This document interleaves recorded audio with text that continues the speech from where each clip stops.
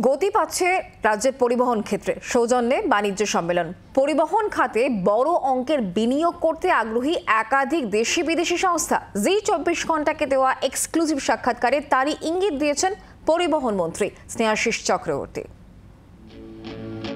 সদ্য শেষ হওয়া বিশ্ববঙ্গ বাণিজ্য সম্মেলনে রেকর্ড 4.5 লক্ষ কোটি টাকার বিনিয়োগ প্রস্তাব পেয়েছে রাজ্য সরকার। এআই থেকে আইটি, হোটেল থেকে বিদ্যুৎ কেন্দ্র, একাধিক খাতে বিনিয়োগের প্রস্তাব পেয়েছে বাংলা। তালিকায় রয়েছে রাজ্যের পরিবহন ক্ষেত্র, যা বাস্তবায়িত হলে বদলে যেতে পারে রাজ্যের পরিবহনের সার্বিক ছবিটা।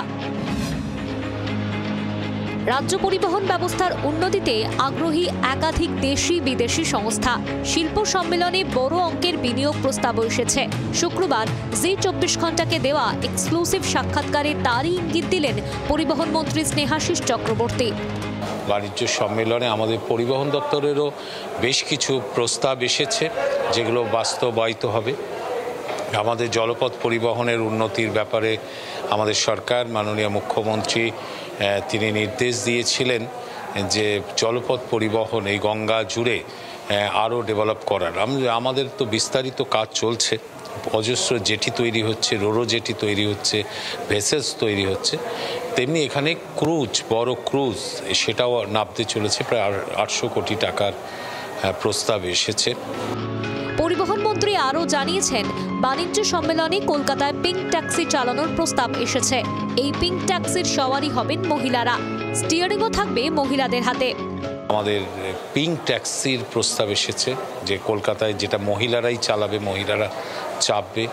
বাইক ট্যাক্সির প্রস্তাব এসেছে। কলকাতার অন্যতম আইকন হলুদ ট্যাক্সি চালাতেও আগ্রহী একটি বেসরকারি সংস্থা। একটা সংস্থা ইয়েলো ট্যাক্সিও নামাবে অনেকটাই। আগামী দিনে যাত্রী সাথী অ্যাপের মাধ্যমে বাইক ট্যাক্সিও চালানোর প্রস্তাব পেয়েছে রাজ্য। বাইক ট্যাক্সির প্রস্তাব এসেছে, সেটাও আমাদের কলকাতায় নামবে। কলকাতা ও শহরতলিতে সরকারি বেসরকারি বাস কমেছে, বেড়েছে যাত্রী ভোগান্তি, বেড়েছে যাত্রার খরচও। পরিবহন খাতে বিনিয়োগ প্রস্তাব বাস্তবায়িত হলে যাত্রী ভোগান্তি অনেকটাই কমবে বলে আশাবাদী পরিবহন মন্ত্রী।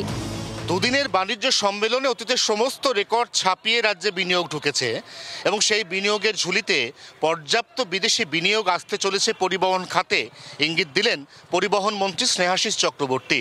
জি 24 ঘন্টাকে তিনি জানালেন, পরিবহন খাতে একরাশ নতুন দিগন্ত খুলতে চলেছে এই দেশি বিদেশি বিনিয়োগে, যার হাত ধরে আগামী দিনে ভারতবর্ষের অন্যতম ঐতিহ্যমণ্ডিত শহর কলকাতায় পরিবহনের চালচিত্রই পাল্টে যেতে চলেছে।